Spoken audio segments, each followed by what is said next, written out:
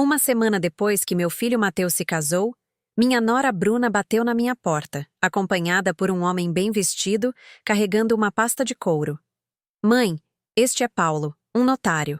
Ela exibiu aquele sorriso falso que eu conhecia bem demais. Viemos ajudar você com a papelada da casa. Meu coração disparou. Eu sabia exatamente o que eles queriam, mas eles não tinham ideia do que eu havia preparado discretamente nos últimos meses. Graças a Deus eu mantive segredo sobre os bens da fazenda que meu falecido marido me deixou em testamento. Observando Bruna folhear meus documentos com olhos gananciosos, percebi que o silêncio tinha sido meu escudo. Mas, para contar tudo, tenho que voltar ao dia em que tudo começou a mudar. 3 meses antes, quando Mateus me disse que ia se casar com Bruna, eu estava sovando massa na cozinha. O cheiro de fermento fresco preenchia o ambiente enquanto minhas mãos pressionavam a massa morna. Mãe, eu quero que você realmente entenda a Bruna antes do casamento, disse Mateus com aquele sorriso que sempre amolecia meu coração. Meu filho, meu único tesouro, finalmente encontrou o amor, respondi, limpando as mãos no avental. Eu já tinha ouvido muito sobre ela. 32 anos, trabalho de escritório, cabelos castanhos, sempre lisos, unhas perfeitamente feitas. Ela parecia a mulher perfeita para Mateus. Naquela tarde, corri para o supermercado para escolher as coisas mais frescas. Camarões grandes, palmito perfeitamente maduro, azeite, creme de leite fresco. Eu queria cozinhar os pratos que Mateus amava desde criança. Na minha cabeça, imaginava as conversas que teria com Bruna, os conselhos para manter meu filho feliz, as receitas de família que poderíamos compartilhar. Passei quase a noite toda cozinhando. Meus pés incharam de tanto ficar em pé, mas eu não me importei. O bacalhau gratinado que preparei estava cremoso e rico. O arroz com brócolis estava soltinho. A salada de palmito estava refrescante. A torta de maçã estava perfumada com canela. Pratos especiais que minha família sempre amou. Na hora do encontro, vesti meu vestido rosa mais bonito, aquele que guardava para ocasiões especiais. Cuidei do cabelo com carinho e até passei um batom. Eu queria causar uma boa primeira impressão, afinal. Esta mulher poderia ser a mãe dos meus futuros netos. A campainha tocou e meu coração deu um salto. Abri a porta com um sorriso largo. Bruna, é um prazer te conhecer. Abri os braços para um abraço, mas ela apenas roçou meus ombros com a ponta dos dedos, como se me tocar fosse desagradável. Prazer em conhecê-la, Dona Susana. Ela murmurou sem me olhar nos olhos. Sua voz era fria e distante. Ela usava um elegante vestido verde, e seus sapatos de salto alto estalavam no chão da minha casa modesta como pequenos martelos. Durante o jantar, tentei puxar conversa sobre os interesses dela, o trabalho, os planos com Mateus, mas cada pergunta que fiz recebia respostas curtas e secas. Sim, não. Talvez. Falar com ela parecia falar com uma parede de gelo. O que mais me magoou foi a maneira como os olhos dela varriam minha casa com desdém, o jeito que ela torceu o nariz ao provar minha comida, como se fosse algo inferior. Mateus tentou amenizar. Mãe, a comida está deliciosa como sempre, disse ele, tentando dissipar o constrangimento que pairava sobre a mesa. Bruna cutucava os legumes no prato com o garfo, separando cada ingrediente como se estivesse evitando veneno. Suas unhas vermelhas e brilhantes contrastavam totalmente com minha louça de cerâmica simples. Você gosta de cozinhar, Bruna? Perguntei com um resquício de esperança, servindo mais molho no prato dela. Ela levantou os olhos com uma expressão difícil de decifrar. Não tenho tempo para isso, respondeu ela secamente. Eu prefiro pedir delivery ou ir a restaurantes apropriados. A palavra apropriados me atingiu como uma farpa no peito. Minha comida não era apropriada. Minha casa também não era apropriada. Mateus pigarreou e apressou-se em mudar de assunto, mas eu já tinha entendido a mensagem. Para Bruna, tudo o que era meu estava abaixo dela. Nas semanas seguintes, cada visita se tornava mais pesada. Ela se sentava na beira do sofá como se fosse se sujar, os olhos grudados no celular com uma expressão entediada. Nunca perguntava sobre o meu dia. Nunca demonstrava interesse em me conhecer de verdade. Dona Susana, a senhora vai ficar feliz por ter mais tempo para si mesma depois que nos casarmos, não é? Ela soltou um dia enquanto eu preparava um café. Parecia uma despedida antecipada, como se ela já tivesse decidido afastar Mateus de mim. Mais tempo para mim mesma? Repeti confusa. Eu também gosto de ficar com vocês. Ela lançou um olhar para Mateus, um olhar que eu não entendi na hora, mas que compreendo muito bem agora. Eles já estavam planejando me colocar de lado. Os preparativos do casamento se transformaram em meu pesadelo pessoal. Bruna decidia tudo sem me perguntar, como se eu fosse invisível. Peça para a faxineira ajudar com as flores, ouvia dizer ao telefone certa vez. Levei alguns segundos para perceber que ela estava se referindo a mim, aquela que costumava arrumar e cozinhar sempre que meu filho visitava. Quando me ofereci para fazer o bolo de casamento, uma tradição de família que mantínhamos há gerações, Bruna soltou uma risada que me gelou o sangue. Ah, não, mãe! Deixe isso para os profissionais. Não quero nada caseiro. Naquela noite, sentei-me na cozinha e chorei, agarrada ao avental que minha própria mãe me dera quando me casei. Meus bolos adoçaram aniversários, batizados, formaturas. Mas para Bruna, o amor em cada fornada era apenas caseiro. Uma palavra que ela pronunciava como se fosse uma doença. O dia do casamento chegou como uma tempestade inevitável. Levantei antes do amanhecer para me arrumar. Escolhi meu vestido roxo mais elegante, o que eu havia comprado apenas para essa ocasião. Parei no salão do bairro. Carla me fez um penteado tão bonito que pareci 10 anos mais jovem. Você está linda, Susana, disse ela enquanto ajeitava meu cabelo. Seu filho vai ficar tão orgulhoso. As palavras dela acenderam uma pequena esperança. Talvez hoje fosse um novo começo com Bruna. Cheguei cedo à igreja, como sempre chego cedo a todos os lugares. Queria ter certeza de que tudo estava perfeito para o meu filho. Os convidados começaram a chegar e eu recebi os cumprimentos com um sorriso sincero. Mas, quando a cerimônia começou, percebi algo que me partiu o coração. Bruna havia organizado a disposição dos assentos, me empurrando para a quinta fileira, atrás dos colegas de trabalho dela, atrás de vizinhos que mal conheciam Mateus, enquanto a mãe do noivo sentava bem lá atrás, como uma estranha. Daquela fileira, eu tive que esticar o pescoço para ver meu próprio filho subir ao altar. As mães das amigas de Bruna, mulheres que nunca passaram uma noite com Mateus febril, tinham assentos melhores do que eu. Engoli em seco e mantive a compostura, mas algo dentro de mim se quebrou. Na recepção, a situação piorou. Bruna me apresentava aos convidados dela apenas como a mãe do Mateus, nunca usando meu nome ou dizendo sogra com respeito. Ela cozinha muito bem, acrescentava ela com aquele sorriso falso, reduzindo toda a minha vida a uma função de cozinha. Quando chegou a hora dos brindes, esperei pacientemente. Eu havia preparado palavras sinceras sobre meu querido filho, sobre vê-lo crescer, sobre minhas bênçãos para a nova vida dele. Mas Bruna conduzia a situação como uma maestrina, chamando os pais, os irmãos, as melhores amigas, até os colegas de trabalho dela. E o brinde da mãe do noivo? Alguém perguntou. Bruna olhou na minha direção e sorriu isoladamente. Ah, sim. Dona Susana pode dizer algumas poucas palavras.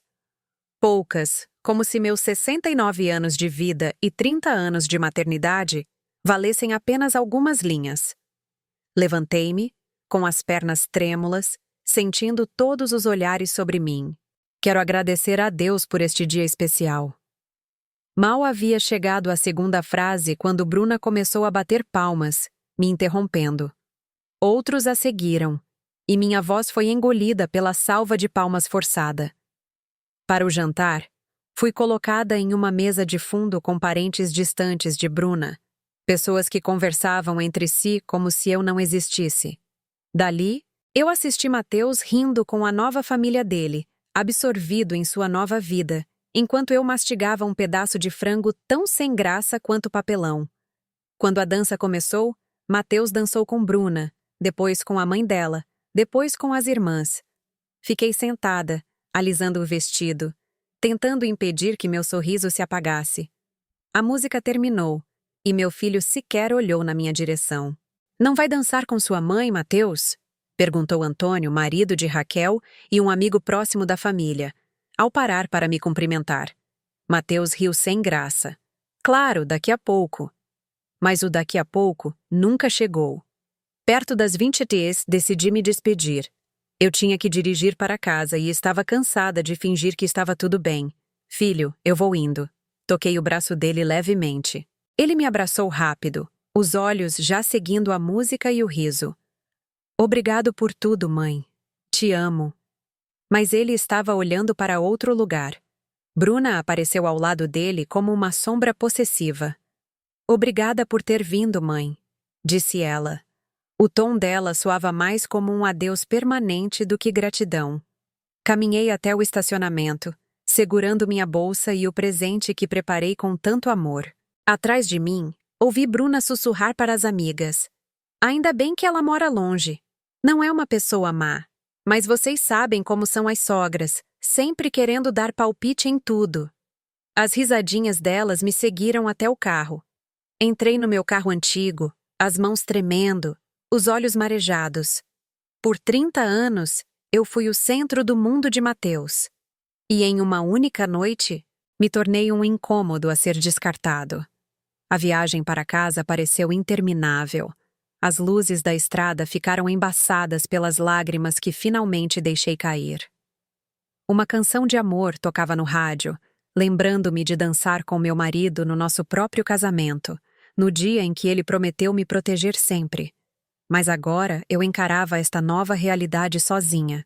Cheguei em casa depois da meia-noite, os pés inchados, o coração em pedaços. Tirei os sapatos na porta e caminhei descalça para o meu quarto, sentindo o chão frio contra minhas solas cansadas. Na manhã seguinte, quando Bruna e aquele tal notário apareceram na minha porta para ajudar com a papelada da casa, eu apenas sorri. Eles não sabiam que aquela Susana, uma mãe de 69 anos em São Paulo, não era mais alguém a ser conduzida, e a verdadeira história estava apenas começando.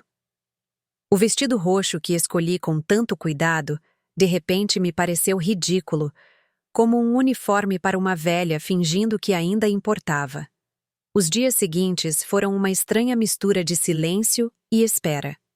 Eu esperava que Mateus ligasse para contar sobre a lua de mel, para verificar se eu estava bem, para manter o laço que perdurara por 30 anos, mas meu telefone permaneceu mudo. Uma semana após o casamento, decidi ligar eu mesma. Oi, filho. Como estão vocês? A lua de mel foi boa? Tentei soar o mais alegre que pude. A resposta dele foi fria. Ótima, mãe. A Bruna manda lembranças. Te ligo mais tarde. Estamos ocupados resolvendo as coisas da casa. A casa. Ele não disse nossa casa ou minha casa. Apenas a casa. Como se eu nunca tivesse existido no mundo familiar dele. Desliguei, mais solitária do que nunca, olhando para as fotos do pequeno Mateus espalhadas pela sala. O menino de olhos brilhantes que corria para me abraçar toda vez que voltava da escola. Agora, era um estranho mandando lembranças pela esposa. Mais 3 dias se passaram sem notícias. Decidi assar um lote de cookies de chocolate com castanha do Pará, o favorito da infância dele, como desculpa para visitá-lo. Vesti-me de forma organizada, coloquei minha blusa verde-menta favorita e dirigi até a casa nova em Alphaville com o coração cheio de esperança. Toquei a campainha, esperando ver meu filho sorrir. Mas Bruna abriu a porta. Ela vestia um roupão de seda cor de vinho que parecia caro, o cabelo em um coque perfeito, como se tivesse acabado de sair do salão. Ah, mãe, que surpresa! Disse ela sem um pingo de alegria genuína. Eu trouxe cookies para o Mateus. Levantei a cesta de presentes amarrada com um laço amarelo, o favorito dele. Bruna pegou a cesta sem me convidar a entrar inspecionando os biscoitos como prova de um crime. Que atenciosa! Mateus está em uma reunião muito importante. Eu o aviso. Fiquei parada na soleira da porta, sentindo-me como uma vendedora rejeitada, esperando por pelo menos um copo de água ou um simples "Como você está?". Mas Bruna já estava fechando a porta. Obrigada pelos cookies, mãe. Tenha um bom dia. O bater da porta soou como um veredito. No caminho de volta, as lágrimas embaçaram o para-brisa. Encostei para chorar livremente, batendo meus punhos enrugados no volante. Como eu havia deixado isso acontecer? Como pude permitir que aquela mulher roubasse meu filho de mim tão facilmente? Naquela noite, jantando sozinha em frente à TV, lembrei-me de repente do que meu falecido marido me disse antes de falecer. Susana, se algo me acontecer, não deixe ninguém te atropelar. Você é mais forte do que pensa e tem mais do que imagina. Eu não havia entendido totalmente na época, mas agora aquelas palavras começavam a fazer sentido. Na manhã seguinte, fiz o que havia negligenciado por meses. Tirei o cofre do armário, abri-o e organizei os papéis. Certidões de nascimento, certidão de casamento, escritura da casa, apólices de seguro. Então vi um envelope que mudaria tudo. A escritura de uma fazenda de cerca de 500 hectares que meu marido herdara de seu tio e que agora pertencia inteiramente a mim. Uma fazenda no interior de Goiás. A linguagem legal era muito clara. Eu era a única proprietária de uma das fazendas mais lucrativas da região. Meu coração disparou ao ler os detalhes. Terra fértil, gado, uma casa principal com 5 quartos e 3 casas para trabalhadores. Hóspedes. A avaliação mais recente era suficiente para eu viver confortavelmente pelo resto da minha vida e ainda deixar uma herança substancial. Mas mais importante do que o dinheiro era o poder. O poder de decidir meu próprio futuro, de não depender de ninguém, de parar de implorar por afeto ou recolher migalhas de atenção. Pela primeira vez em semanas, eu realmente sorri. Guardei os documentos em um lugar seguro e tomei uma decisão. Eu não contaria a ninguém sobre esses bens. Nem a Mateus e certamente não a Bruna. Minha intuição me dizia que este seria meu trunfo, meu bote salva-vidas quando chegasse a hora. E naquela mesma semana, meus instintos se mostraram mais precisos do que eu imaginava. Bruna começou a me ligar constantemente, mas não para saber de mim ou me convidar para jantar. As chamadas dela tinham um propósito muito específico: sondar informações sobre minha casa e minhas finanças. Dona Susana, Mateus e eu achamos que a senhora ficaria mais confortável em um lugar menor. Ela docemente arrulhava. Esta casa deve ser muita responsabilidade para alguém da sua idade. Já pensou em vender e se mudar para um apartamento mais fácil de cuidar? As palavras dela me deram arrepios. A sutileza de sugerir que eu me livrasse da minha casa era assustadora. Não, eu estou muito confortável aqui. Mantive minha voz gentil. Esta casa guarda muitas lembranças lindas. Claro, mas pense bem. Se vender, a senhora pode aproveitar, talvez viajar. Podemos até ajudar a gerenciar o dinheiro para que ele renda mais. Continuou Bruna naquele tom açucarado que eu havia começado a odiar. 2 dias depois, Mateus apareceu pela primeira vez desde o casamento. Não apenas para visitar a mãe, mas com uma pauta muito clara. Ele se sentou no sofá onde eu costumava segurá-lo quando tinha pesadelos. Mãe, a Bruna e eu estivemos conversando sobre o seu futuro. Meu futuro? Fingi inocência, embora já soubesse aonde isso ia dar. Mateus evitou olhar nos meus olhos, assim como quando era pequeno e havia feito algo errado. Achamos que esta casa é muito grande para você. Ultimamente você parece cansada, estressada. A Bruna conhece uma corretora ótima que pode avaliá-la e conseguir um bom preço. Ele mexia nas chaves do carro constrangido. A dor atingiu como uma faca girando no meu peito. O próprio filho que criei com todo o meu amor estava tentando me convencer a vender a casa onde ele cresceu, onde deu os primeiros passos, onde construímos todas as lembranças. Filho, Você realmente acha que eu devo vender a casa? Perguntei diretamente, precisando ouvir a voz dele, e não o eco da Bruna. Por um momento, vi o menino vulnerável e redondo que ele costumava ser hesitar, dividido entre o que sabia ser errado e o que a esposa havia colocado na cabeça dele. Bem, a Bruna tem razão, mãe. Você deveria aproveitar mais, se preocupar menos, ele murmurou. Mas a voz dele parecia estar lendo um roteiro escrito por outra pessoa. Naquela noite, depois que Mateus se foi com promessas vazias de visitar mais vezes, sentei-me na cozinha com uma xícara de chá de camomila e tomei uma decisão que mudaria tudo. Liguei para Raquel, a única amiga íntima em quem eu podia confiar completamente. Raquel, eu preciso te contar uma coisa muito importante, mas prometa que fica só entre nós. A voz de Raquel ficou séria imediatamente. Éramos amigas há mais de 40 anos. Praticamente criamos nossos filhos juntas. Tudo bem, Susana? O que está acontecendo? Você parece preocupada. Contei a ela tudo. Desde a atitude de Bruna na primeira vez, como me trataram no casamento, as tentativas de me convencer a vender a casa e, finalmente, os bens da fazenda que eu havia mantido escondidos. Meu Deus, Susana! Quase 500 hectares e você não contou a eles! Exclamou Raquel. Ainda bem que você ficou quieta. Eu vi o olhar de tubarão no olho daquela moça no casamento. As palavras dela confirmaram que meus instintos estavam certos. Raquel, sinto que algo ruim está por vir. O jeito que eles olham para mim como um obstáculo a ser removido. Estou com medo de que estejam tramando. Escuta, amiga querida, disse Raquel em seu tom familiar e firme. Amanhã de manhã, vamos procurar um advogado. Você precisa proteger tudo antes que esses urubus descubram o que você realmente tem. E, por favor, não assine nada sem me consultar. Na manhã seguinte, Raquel me pegou cedo. Ela havia marcado um horário com um advogado conceituado, o Dr. Roberto Assis, cujo escritório ficava no centro de São Paulo. Um homem de cabelos grisalhos com olhos perspicazes e décadas lidando com casos semelhantes. Dona Susana, com base no que sua amiga disse e nos documentos que revisei, sua situação é muito didática. Ele disse depois de analisar os papéis.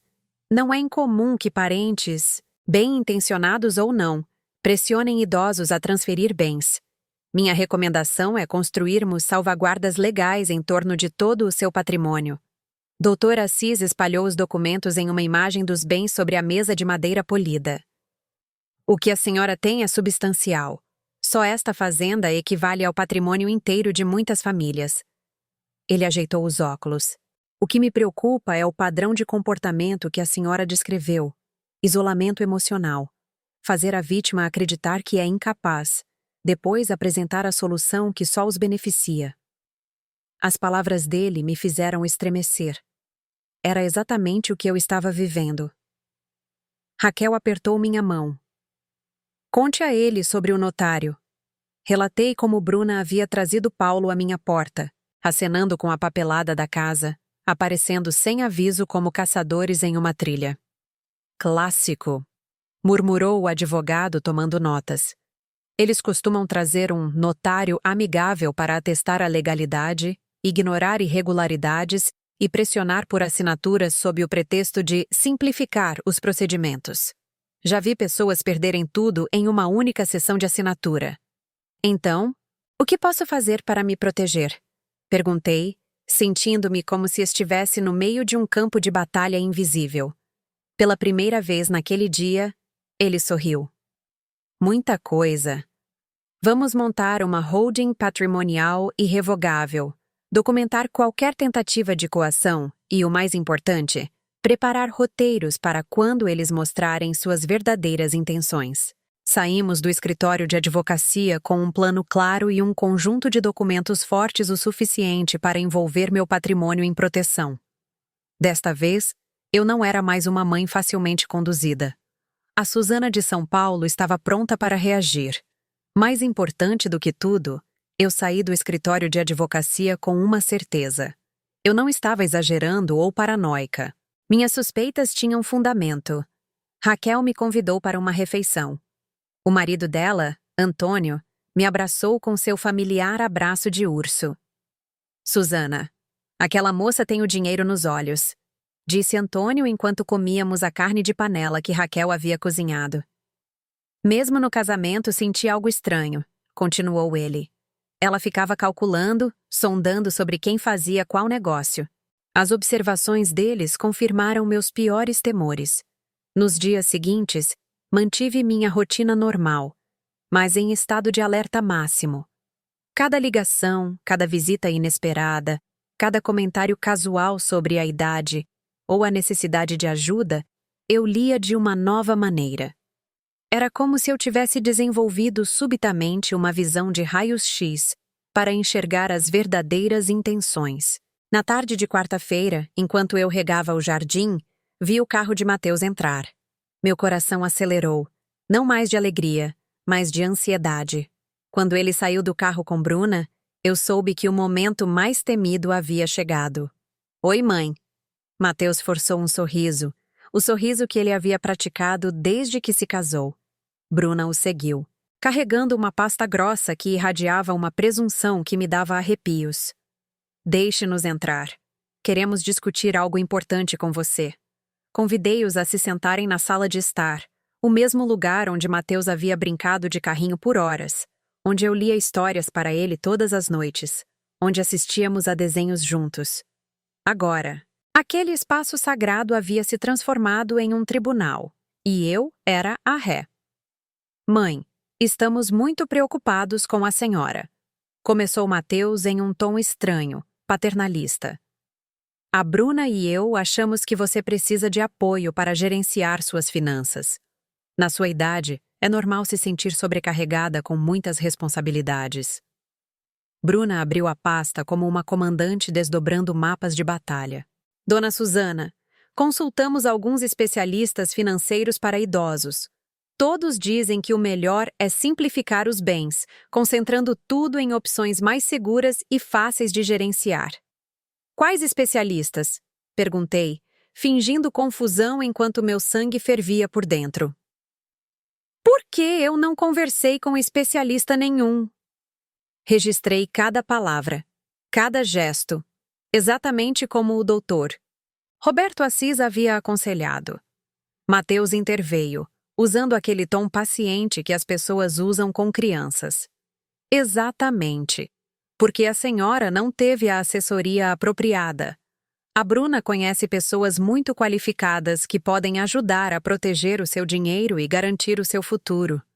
Bruna puxou uma pilha de papéis e os espalhou sobre a mesa como um jogo de cartas. Dê uma olhada.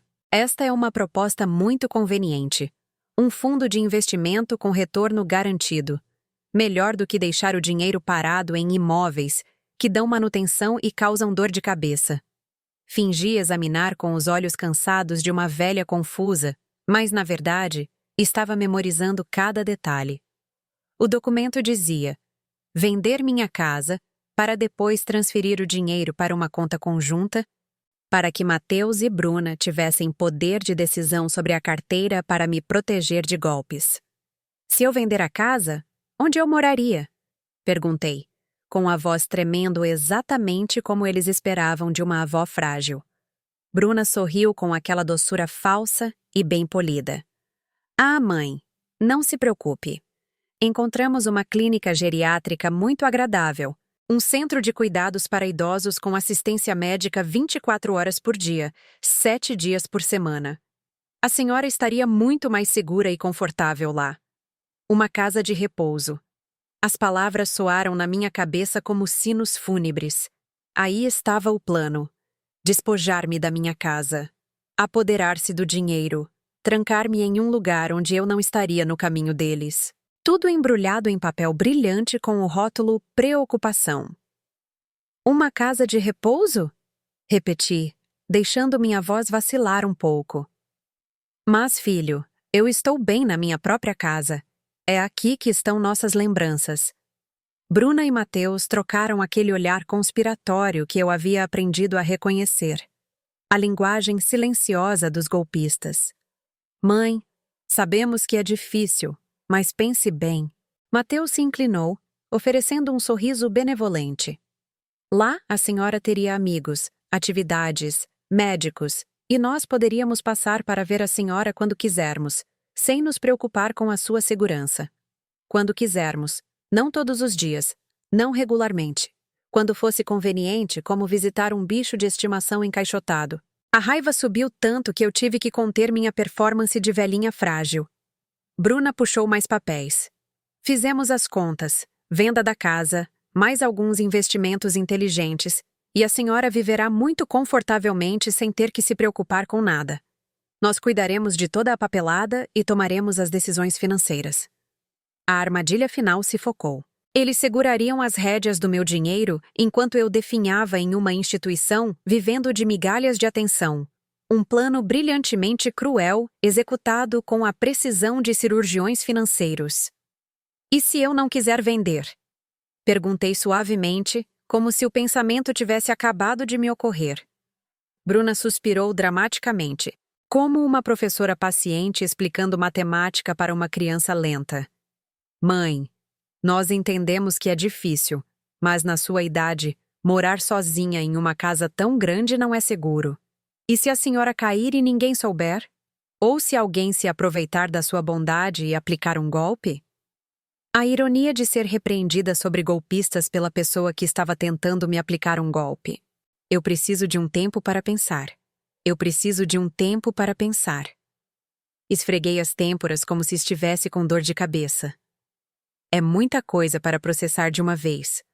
Mateus se levantou e me abraçou. Um abraço tão frio quanto o beijo de Judas, em vez do afeto de um filho. Claro, mãe, mas não demore muito, disse ele. Bruna empilhou os documentos com a satisfação de quem pensa já ter vencido. Depois que eles saíram, desabei em uma cadeira, sentindo como se tivesse acabado de sobreviver a um furacão. Minhas mãos tremiam, não de velhice, mas de fúria contida. Peguei o telefone e liguei imediatamente para o Dr. Roberto Assis. Dr. Assis, eles acabaram de vir. Exatamente como o senhor previu. Eles querem que eu venda tudo, me coloquem em uma instituição e assumam o controle do dinheiro. A voz dele era calma, mas firme. Dona Susana, esta é a parte crucial. Não assine absolutamente nada, por mais que eles pressionem. Se possível, grave todas as conversas futuras. Precisamos documentar a verdadeira intenção deles. Naquela noite, não consegui dormir. Andei pela casa como um fantasma, tocando em cada objeto com uma história. A cadeira de balanço onde amamentei Mateus, a mesa onde fazíamos o dever de casa juntos, o piano que eu tocava para acalmá-lo nos pesadelos. Tudo seria vendido e disperso para alimentar a ganância de alguém que chegou depois, que não sabia nada dos dias em que Mateus era mais vulnerável e precisava da mãe, uma pessoa que via o amor maternal apenas como um obstáculo no caminho de um sonho de dinheiro. Na manhã seguinte, Raquel chegou cedo com um gravador de voz digital que o neto dela havia emprestado. É muito fácil de usar, ela me mostrou. Aperte este botão e ele grava por 8 horas seguidas. Coloque-o na sua bolsa ou no bolso do avental. Se eles voltarem com propostas, teremos as palavras deles.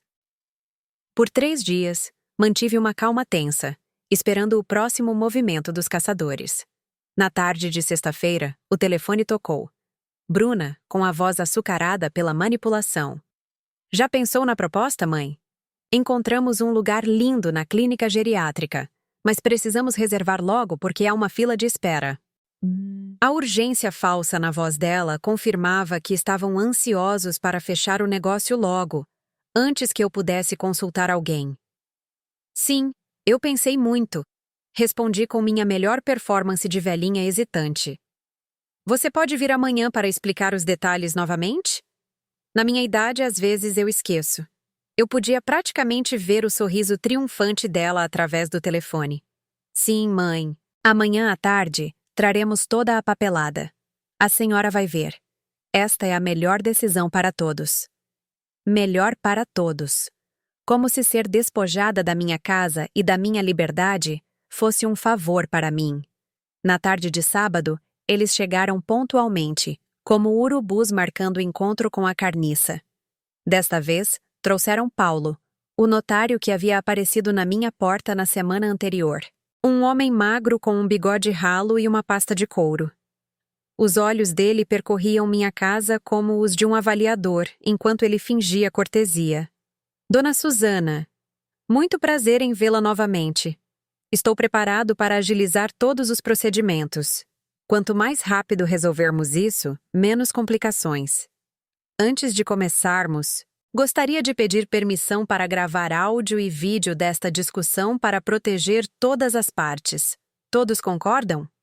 Sentei-me na minha poltrona favorita, aquela onde eu costumava embalar o bebê Mateus, e deixei que encenassem seu show de falsa preocupação. Mãe, trouxemos a papelada pronta. Mateus colocou as folhas na mesa. A senhora só precisa assinar aqui, aqui e aqui, e nós cuidamos do resto. O dedo dele apontava para linhas pontilhadas como cruzes em um cemitério. Bruna sentou-se bem ao meu lado. O tipo de proximidade forçada usada por vendedores agressivos. Veja, fotos de onde a senhora vai morar, lindos jardins, uma sala de TV, até aulas de yoga para idosos. Bruna mostrou algumas fotos, um lugar que parecia mais um hospital disfarçado do que um lar. Paulo abriu sua pasta e puxou cerimoniosamente um selo, tinta azul e um conjunto de formulários timbrados de notário. Minha senhora, estes documentos estão perfeitamente redigidos para proteger seus interesses. Venda de propriedade, transferência de fundos para um fundo familiar e autorização para que parentes gerenciem suas finanças caso a senhora fique incapacitada. Incapacitada. A palavra me atingiu como um tapa.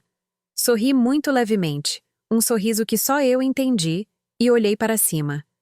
Então, vamos começar lendo em voz alta cada cláusula, para que o registro de áudio e vídeo capte tudo na íntegra, conforme exigido. Podemos começar? Eles haviam preparado até o próximo passo. Se um dia eu ousasse me opor às decisões deles, tentariam me declarar cognitivamente incapaz. O plano era tão meticuloso que me deu arrepios. E se mais tarde eu mudar de ideia? Perguntei de propósito, com a voz trêmula, interpretando à perfeição o papel da velhinha confusa.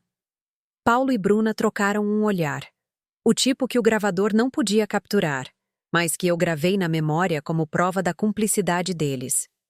Ah, mãe, estas decisões são feitas para serem finais para sua própria proteção, disse Bruna com paciência exagerada. Se a senhora pudesse mudar de ideia o tempo todo, pessoas mal-intencionadas poderiam se aproveitar e enganá-la a assinar coisas que não são boas para a senhora. Pessoas mal-intencionadas. Quanta ironia. A própria pessoa que estava me despojando de tudo estava pregando sobre pessoas que se aproveitam. Tive que morder a língua para não rir amargamente. E também, mãe. Mateus segurou minha mão com um toque artificialmente suave. Pense em quanta paz de espírito teremos, sabendo que a senhora está segura e cuidada. Não teremos mais que nos preocupar com a senhora. Ah, não teremos mais que nos preocupar com a senhora. Traduzido da linguagem dos manipuladores significa: não teremos que fingir amar você, depois que controlarmos o dinheiro. Minhas lágrimas explodiram. Não mais um ato. Era a dor real de uma mãe traída pelo filho que ela havia criado com tanto carinho.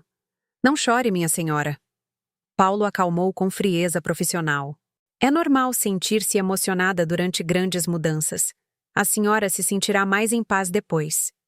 Ele puxou uma caneta folheada a maouro e a colocou na minha frente como uma arma apontada para a minha garganta. Peguei a caneta, a mão tremendo, e a movi em direção à primeira folha. O ar estava tenso como uma corda de violino. Meus 2 carrascos prenderam a respiração, esperando o momento do triunfo final. Bruna se inclinou como uma vampira no pescoço de uma vítima. Naquele exato momento, como um anjo batendo à porta, a campainha tocou. Estava esperando alguém? Paulo retrucou, a irritação transparecendo. Não, respondi, levantando-me devagar. Provavelmente um vizinho. Seguindo o conselho do Dr. Assis, Eu havia solicitado proativamente que a Promotoria de Justiça enviasse um investigador para testemunhar, devido a sinais de fraude contra idosos. Abri a porta. Raquel estava lá com o advogado Dr. Roberto Assis e um investigador acompanhante carregando uma câmera para registro. Boa tarde, Susana. Raquel sorriu, transmitindo-me força instantânea. Espero que não tenhamos chegado tarde demais. Entrem, eu disse, sentindo como se a cavalaria tivesse chegado. O Dr. Assis entrou com a presença que só advogados experientes têm. O outro homem o seguiu, levantando a câmera. Mateus empalideceu. Bruna tropeçou ao tentar juntar a pilha de documentos e Paulo ficou paralisado como uma estátua de sal. O que está acontecendo, mãe? Perguntou Mateus, tenso. Olá a todos, disse o doutor, Assis educadamente. Eu represento Dona Susana. Conforme agendado para hoje, estarei supervisionando esta transação legal junto com o investigador da Promotoria de Justiça. Confio que todos os documentos estão em ordem e que minha cliente teve tempo suficiente para revisá-los com aconselhamento independente. O silêncio que se seguiu foi tão denso que poderia ser cortado com uma faca. Paulo apressadamente enfiou a caneta folheada a ouro no bolso, como se ela queimasse. Bruna olhou para a porta, medindo uma rota de fuga. Com licença. E o senhor quem é? Paulo tentou salvar sua autoridade. O Dr. Assis sorriu do jeito que um homem faz depois de desmascarar fraudes demais para contar. Roberto Assis, advogado de proteção patrimonial de idosos. E este é o Dr. Daniel Torres, promotor de justiça adjunto da comarca da capital, encarregado de crimes visando pessoas vulneráveis. A pedido do Dr. Assis, estamos aqui para testemunhar e registrar devido a indícios de fraude contra idosos. O rosto de Bruna mudou de predadora confiante para branco giz em segundos. Paulo fechou sua pasta com movimentos desajeitados, como se estivesse enfiando evidências incriminatórias. Mateus ficou parado, olhando de um para o outro e para mim, como se pela primeira vez em meses ele realmente visse a mãe dele. Doutor, eu disse, minha voz mais firme do que havia sido em semanas. Que bom que chegou a tempo. Eu estava prestes a assinar alguns papéis e queria ter certeza de que tudo estava apropriado. Coloquei o gravador sobre a mesa como uma granada com o pino puxado. O investigador ligou a câmera conforme o protocolo. Minha senhora, a senhora poderia explicar que tipo de documentos eles estão pedindo para a senhora assinar e sob quais circunstâncias? A voz dele carregava uma autoridade legal que faz os culpados tremerem. Bruna tentou interromper com uma risada forçada. Oh, deve ser um mal-entendido. Estamos apenas ajudando minha sogra com alguma papelada conveniente. Papelada? Repeti, sorrindo para minha própria surpresa. Vocês chamam de papelada a tentativa de me fazer vender minha casa, entregar todo o meu dinheiro e ir para uma casa de repouso para que vocês dois possam controlar todos os bens? Paulo se levantou, visando escapar. Talvez tenha havido um engano. Eu vim apenas para prestar serviços de notário. Mateus já estava parado, arrumado, na soleira da porta. Espere um pouco, colega. Eu gostaria de ver os documentos que trouxeram prontos. Isso faz parte de uma investigação de fraude imobiliária. Nesse momento, eu joguei meu trunfo. Fui até o quarto, trouxe o cofre, abri-o na frente de todos e peguei a escritura da fazenda. Espalhei os papéis sobre a mesa, saboreando cada segundo de confusão nos rostos dos predadores. Isto não é interessante? Eu disse. Meu falecido marido me deixou uma fazenda de cerca de 500 hectares que eu simplesmente não havia mencionado ainda. Dr. Assis, por favor, leia o valor de avaliação mais recente. O Dr. Assis pegou o arquivo. Um sorriso de justiça poética em seus lábios.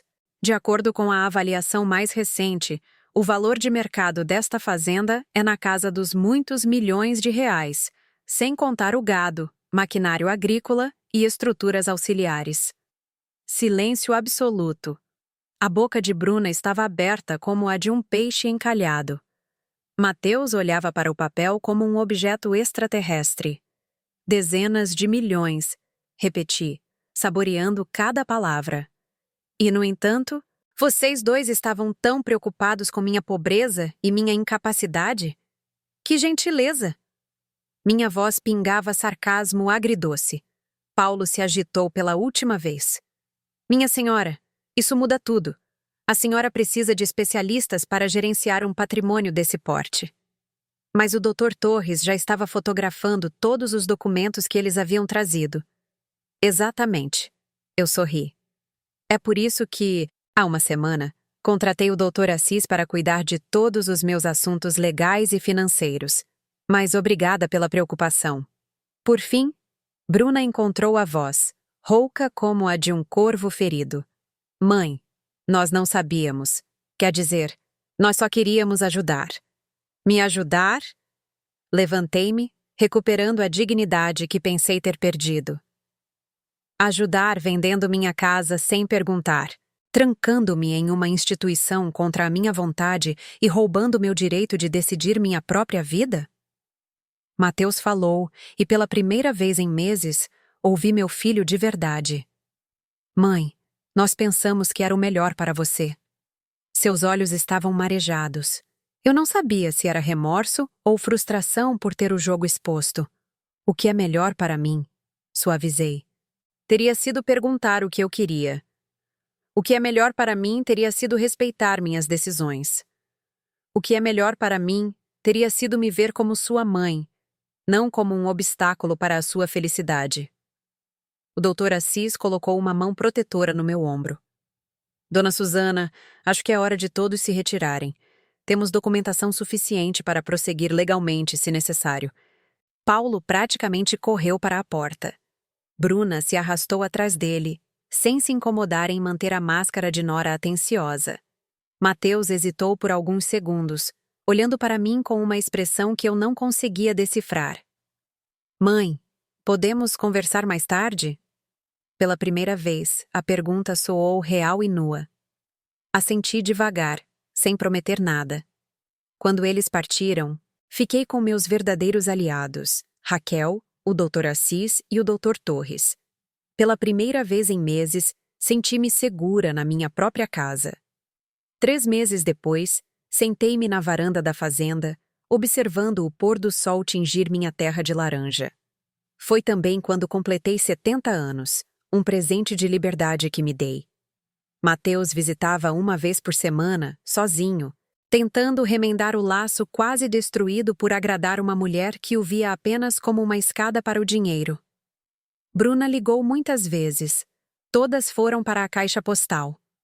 Dizem que eles se divorciaram quando ela percebeu que eu não era a viúva pobre e fraca que ela imaginara. Agora, eu ajudo mulheres idosas que enfrentam situações semelhantes. Minha casa se tornou um refúgio onde elas podem contar suas histórias e receber orientação jurídica gratuita. Aprendi que o silêncio pode ser ouro, mas falar na hora certa é diamante. Aos 69 anos, finalmente entendi as últimas palavras do meu marido. Eu era mais forte do que pensava, e tinha mais do que acreditava. 6 meses após aquela tarde que mudou minha vida, sentei-me na varanda com uma xícara de café quente, observando o sol nascer sobre meus 500 hectares de liberdade. O aroma do café moído na hora se misturava com os pés de laranjeira que plantei na semana passada. Cada manhã, uma sinfonia me lembrando por que eu tinha que lutar. A casa principal da fazenda se tornou algo que eu nunca imaginei, um refúgio para mulheres como eu. Toda semana eu recebo cartas, telefonemas e visitas. Elas ouvem minha história e reconhecem seu próprio pesadelo nela. E saem com a única coisa que mais quero dar: a força para dizer não. Dona Susana, dizem elas com a voz trêmula. Minha nora está me forçando a vender minha casa. Meu filho diz que não consigo mais cuidar do meu dinheiro. Ontem, Margarida, uma viúva de 73 anos, veio à minha fazenda. Os filhos dela haviam convencido um tribunal a declará-la incapaz de gerenciar seus bens. Ela entrou com uma pequena mala e o peso pesado da traição familiar. Dona Susana, disse ela em meio às lágrimas, meus próprios filhos me mantêm em prisão domiciliar. Eles pegam minha aposentadoria e não me deixam sair sozinha. Dizem que é para o meu próprio bem. Eu assentei na mesma cadeira de balanço onde um dia chorei de solidão, Servi chá de camomila em uma xícara de porcelana e contei toda a minha história. Vi a esperança retornar aos olhos dela pela primeira vez em meses. Eu realmente posso retomar o controle da minha vida? Perguntou ela como uma criança perdida encontrando o caminho de casa. Você não só pode. Segurei suas mãos enrugadas. É seu direito, e você não está sozinha. Na manhã seguinte, o Dr. Roberto Assis revisou o processo de Margarida. Encontramos múltiplas irregularidades processuais na decisão de incapacidade, o suficiente para derrubá-la. Agora, Margarida sorri todos os dias, e seus filhos foram forçados a devolver os fundos que haviam retirado para gerenciar por segurança. Minha história se espalhou como fogo pela região. Repórteres vieram me entrevistar. Assistentes sociais me convidaram para falar com a comunidade. Recebi cartas de todos os lugares, até da Espanha e da Argentina. Sua coragem me inspirou a defender meus direitos, escreveu uma mulher de Madrid. Outra em Buenos Aires me agradeceu. Graças ao seu exemplo, minha família não me trata mais como invisível. Mas nem tudo foi fácil. Mateus, meu filho, visitava todos os domingos sozinho, tentando reconstruir a ponte que sua esposa havia explodido. As primeiras visitas foram constrangedoras, silêncios envergonhados, desculpas que pareciam memorizadas. Gradualmente, vi o garoto que ele era piscar por trás dos olhos do homem que havia permitido que outra pessoa traísse sua mãe. 2 semanas atrás, enquanto caminhávamos pelos celeiros, ele disse: Mãe, eu não sei como te pedir perdão pelo que eu fiz. É como se eu estivesse hipnotizado, incapaz de enxergar o óbvio. As lágrimas dele eram reais, e pela primeira vez desde o casamento, reconheci meu filho. Filho. Parei e olhei-o diretamente nos olhos. Perdão não se pede, se conquista, e a gente prova com ações, não com palavras. Ele assentiu, entendendo que a reconciliação seria uma longa jornada, que exigia paciência e evidências de remorso. Quanto a Bruna, ela desapareceu de nossas vidas tão rapidamente quanto havia chegado.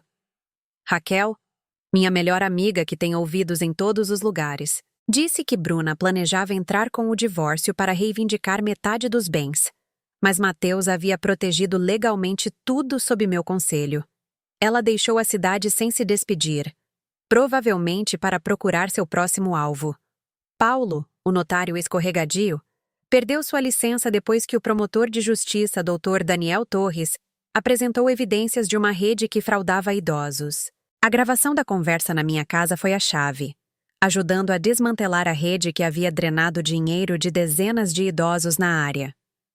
Raquel continua sendo minha companheira agora. Ela mora em uma das casas de hóspedes da fazenda, não como funcionária, mas como a irmã que escolhi. Juntas, administramos o refúgio que estabelecemos, organizamos workshops sobre os direitos dos idosos e planejamos viagens que nunca tivemos a chance de fazer quando éramos jovens. Quem diria que aos 70 anos nos tornaríamos ativistas?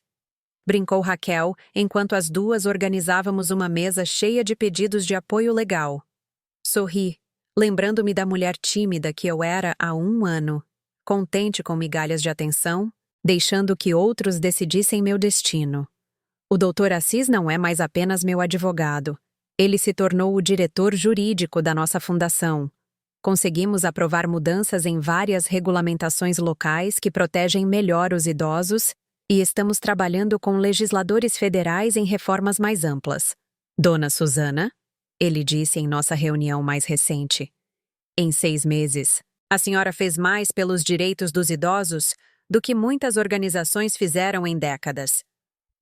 Todas as noites antes de dormir, eu caminho pelo jardim, refletindo sobre o caminho percorrido. Às vezes, encontro cartas manuscritas colocadas na caixa de correio sob o grande carvalho, deixadas por mulheres que ficaram aqui. Obrigada por me ensinar que nunca é tarde para recuperar minha dignidade, dizia uma carta. Outra lia. Obrigada por me mostrar que o autorrespeito não tem prazo de validade. Amanhã, um grupo de senhoras do Nordeste virá ouvir nossa história e aprender a construir abrigos semelhantes em suas cidades. O movimento está se espalhando como ondas em um lago, tocando vidas que eu nunca pensei que poderia alcançar. Aos 69 anos, percebi que a velhice não é o fim da história. Às vezes, é o começo do capítulo mais forte. Aprendi que a sabedoria acumulada ao longo de décadas é uma arma mais poderosa do que a juventude.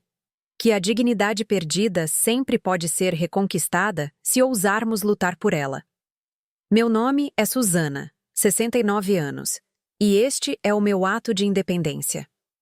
Eu nunca mais permitirei que ninguém me faça sentir invisível, inútil ou descartável. Se a minha história inspirar sequer uma mulher a levantar a voz contra o abuso e a manipulação, então cada lágrima, cada traição, cada momento de dor terá valido a pena.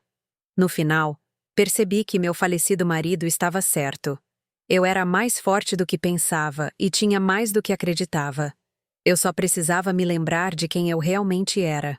Talvez o mais poderoso na história de Susana não seja a fazenda, nem os papéis legais, mas o momento em que ela se levantou e nomeou o que merecia. Dignidade, limites e amor que conhece o respeito. Família é onde o amor começa, mas é também onde os limites devem ser estabelecidos.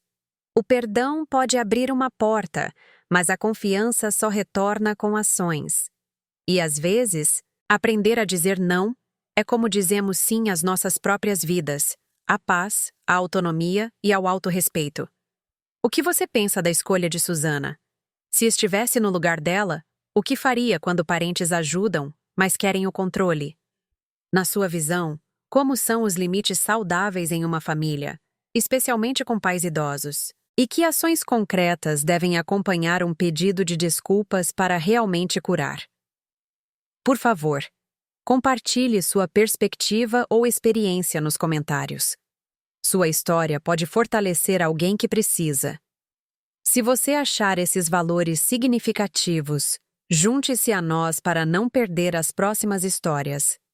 Continuaremos ouvindo, aprendendo e crescendo juntos para que cada um de nós possa encontrar sua voz novamente na sua.